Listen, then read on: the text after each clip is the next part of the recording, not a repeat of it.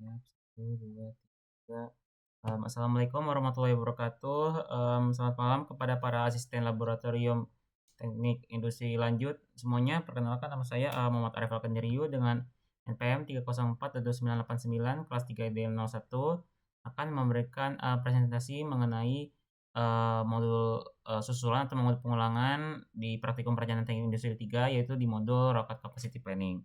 Sebelumnya ada pun pengertian dari para ahli itu mengenai Rocket Capacity Planning. Yang pertama menurut Gaspar yaitu didefinisikan sebagai proses konversi dari rencana produksi dan atau MPS ke dalam kebutuhan kapasitas yang berkaitan dengan sumber-sumber daya kritis seperti tenaga kerja, mesin dan peralatan, kapasitas gudang, kapasitas pemasok, material dan parts, dan sumber daya keuangan.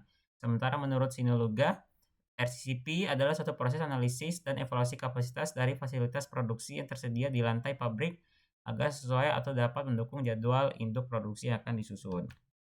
Berikutnya merupakan tujuan dari RCCP.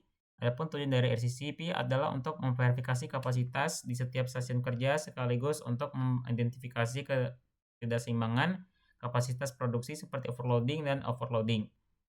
Hasil dari proses ini menjadi dasar untuk merevisi MPS agar lebih sesuai dengan kemampuan fasilitas produksi.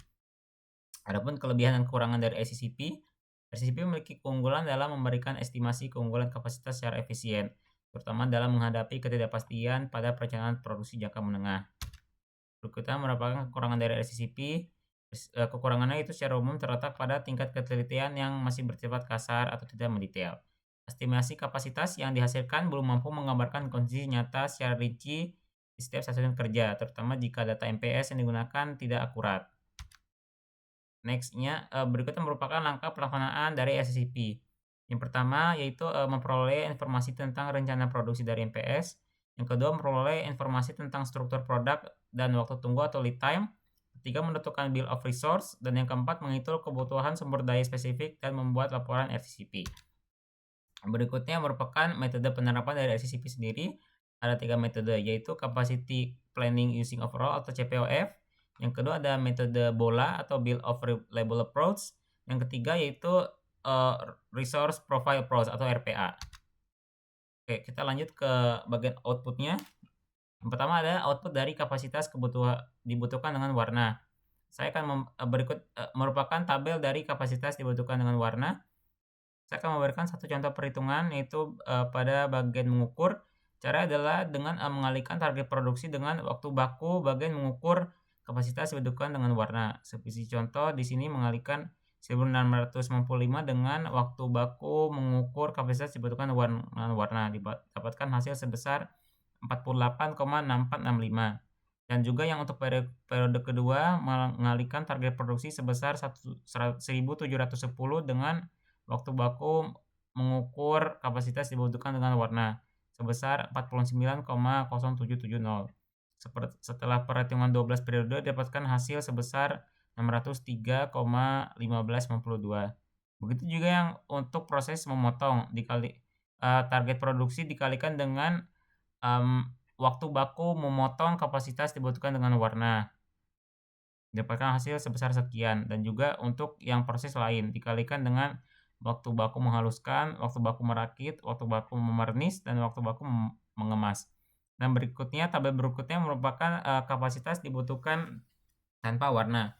Proses perhitungannya sama seperti proses kapasitas dibutuhkan tanpa warna, yaitu mengalihkan target produksi dengan waktu bakunya. Yang pertama yaitu mengalihkan target produksi sebesar 1099 dengan waktu baku mengukur kapasitas dibutuhkan tanpa warna. Didapatkan hasil sebesar 31,5413. Dan periode kedua target produksi sebesar 1111 dikalikan dengan waktu baku memotong kapasitas dibutuhkan tanpa warna didapatkan hasil sebesar 31,8857.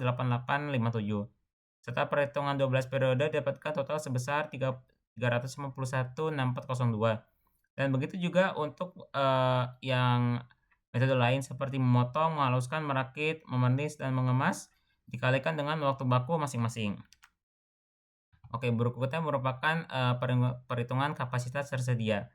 Saya memberikan satu contoh perhitungan yaitu periode 1 mengukur itu dengan mengalihkan tenaga kerja operasi mengukur dengan shift hari kerja dan juga hari kerja per bulan dan jam kerja. Yaitu 1 dikali 1 kali 20 kali 8 dapatkan hasil sebesar 160. Dan juga contoh yang kedua itu contoh bagian menghaluskan dengan mengalihkan tenaga kerja menghaluskan sebesar 2 dikalikan shift kerja 1 dikalikan hari kerja per bulan 20 dan juga dikalikan jam kerjanya 8 didapatkan hasil sebesar 320.